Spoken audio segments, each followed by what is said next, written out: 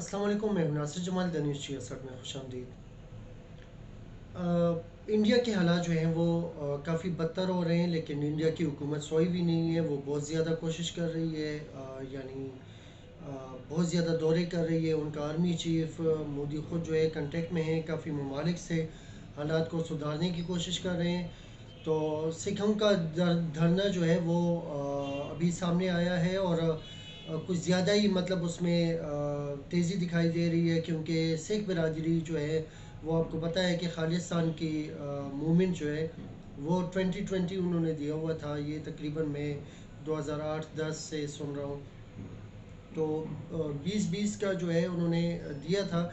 ये भी हो सकता है कि 2020 के आखिर में इस तहरीक का आगाज़ हो जाए, और फिर 21-22-23 जब भी मुमकिन हो तो वो अपनी आज़ादी के लिए जो है यानी सरतोड़ कोशिश शुरू करके आज़ादी हासिल करें।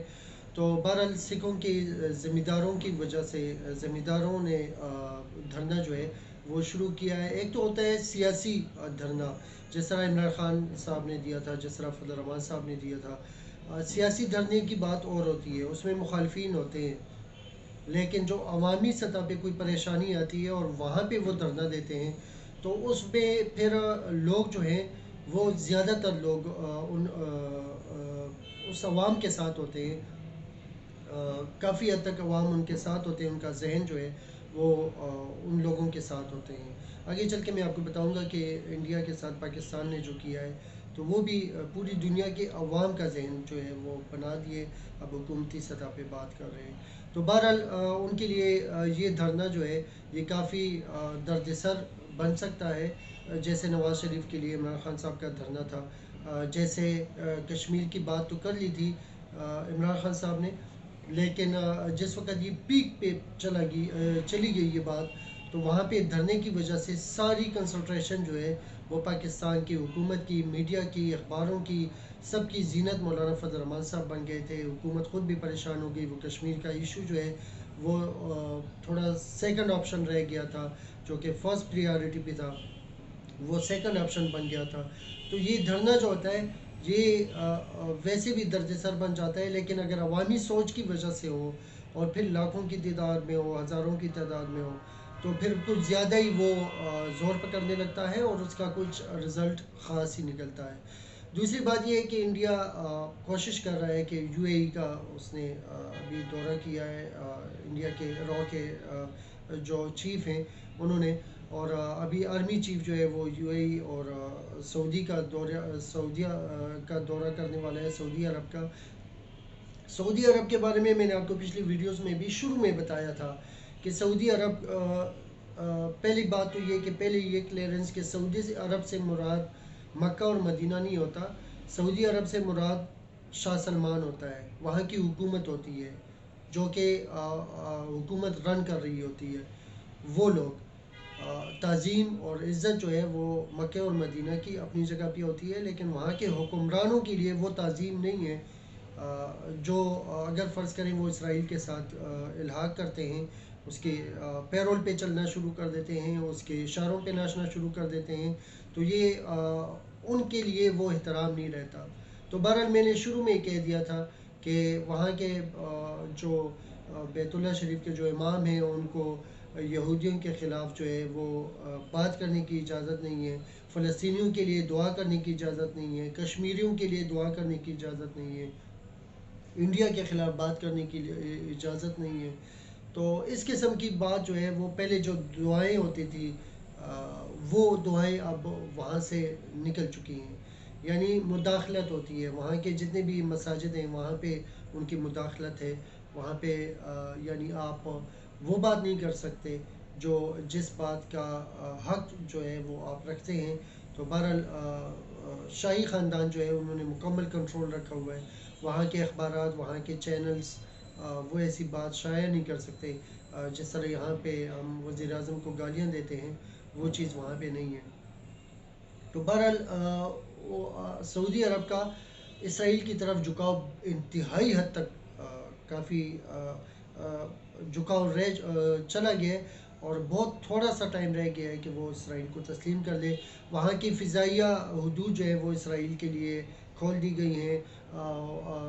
شاہ سلمان جو ہے اس کا اسرائیل کے جو ان کے ساتھ میٹنگ ہوئی ہے اس کی تصاویر جو ہے وہ جاری کر دی ہیں. وہاں کی جو خبر ہے وہ شائع کر دی ہے, اسرائیل نے خود ہی شائع کر دی ہے. تو یہ چیزیں سامنے آ گئی ہیں. اب اسرائیل جو سعودی عرب جو ہے وہ پہلے تو پریشر ڈال رہا تھا آرمی چیف پہ, پریشر میں نہیں آئے. وزیر اعظم عمران خان پہ پریشر ڈال رہے تھے اسرائیل کو تسلیم کرنے کے لیے, وہ کارگر ثابت نہ ہوا. اب جو ہے وہ اپنی جو کیا کہہ سکتے ہیں اپنی پہ آ گئے. وہ اپنی بات کھلم کھلا جو ہے وہ کرنے لگے ہیں کہ اسٹاک ایکسچینج کو جو ہے وہ تباہ کرنے پہ تلے ہوئے ہیں پاکستان کے, کہ پاکستان کی معیشت جو ہے وہ بیٹھ جائے, تباہ ہو جائے. تو یہ چیز جو ہے یہ سعودی عرب اس چیز میں بہت زیادہ آگے جا رہا ہے. بنگلہ دیش, انڈیا کی جہاں تک بات ہے, ہم انڈیا کی طرف آتے ہیں تو انڈیا جہاں پہ کافی ممالک کے ساتھ ان کے رابطے بہتر ہو گئے ہیں, اپنی ریجن میں وہ اکیلا ہو گئے, جو کہ وہ ہر بات پہ ہر جلسے میں چائے والا مودی جو ہے وہ یہ بات کرتا تھا کہ میں مطلب پاکستان کو ہم تنہا کر دیں گے. تو سمجھ نہیں آئی کہ انہوں نے انڈیا کا بتایا تھا یا پاکستان کا, کیونکہ انڈیا کو تنہا کرنے میں جتنی یعنی مودی نے کوئی کسر نہیں چھوڑا. بنگلہ دیش کی بات تھی, سٹینڈ والی بات تھی ان کے لیے کہ بیٹھ جاؤ تو بیٹھنا اور اٹھ جاؤ تو اٹھنا. بنگلہ دیش جو ہے وہ کافی حد تک متنفر ہو گیا ہے 2014 کے الیکشن کے بعد. جو وہاں کی حالات جو ہے وہ بدل گئے تھے. جماعت اسلامی کی وہاں پہ انہوں نے وہ پھانسی دی تھی اور انڈیا کو خوش کرنے کے لیے کافی اقدامات اٹھا لیے تھے. 2018 کے الیکشن کے بعد جو ہے وہ چیز اب نہیں رہی. بنگلہ دیش کے عوام جو ہے وہ بہت زیادہ متنفر ہیں انڈیا سے, جو کہ انڈیا کی جو حکومت ہے وہاں پہ بنگلہ دیش کے عوام کے لیے جو متنفر جو انہوں نے بیان دیا تھا.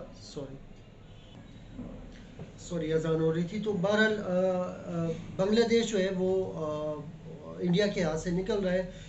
نیپال جو ہے اس کی آپ عوامی سطح پہ بھی وہاں کے بنگلہ دیش کے عوام بھی انڈیا کے بہت زیادہ مخالف ہو گئی ہے.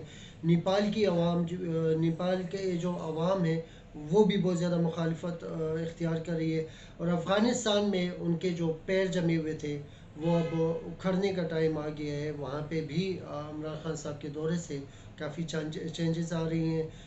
وہاں کے طالبان کے ساتھ تو پاکستان کے روابط اچھے تھے ہی تھے, اب حکومت کے ساتھ بھی اچھے ہونے لگے ہیں. تو انشاءاللہ افغانستان, نیپال, بنگلہ دیش یہ چکن نیک کے لیے یہ بہت زیادہ ضروری ہے, جو کہ انڈیا کے لیے انڈیا کی یہ 7 ریاستیں تقسیم کرنے کے لیے, علیحدہ کرنے کے لیے یہ کافی ہوں گی. امید ہے کہ ویڈیو اگر آپ کو اچھی لگے تو سبسکرائب ضرور کریں گے. تھینک یو سو مچ. اللہ حافظ.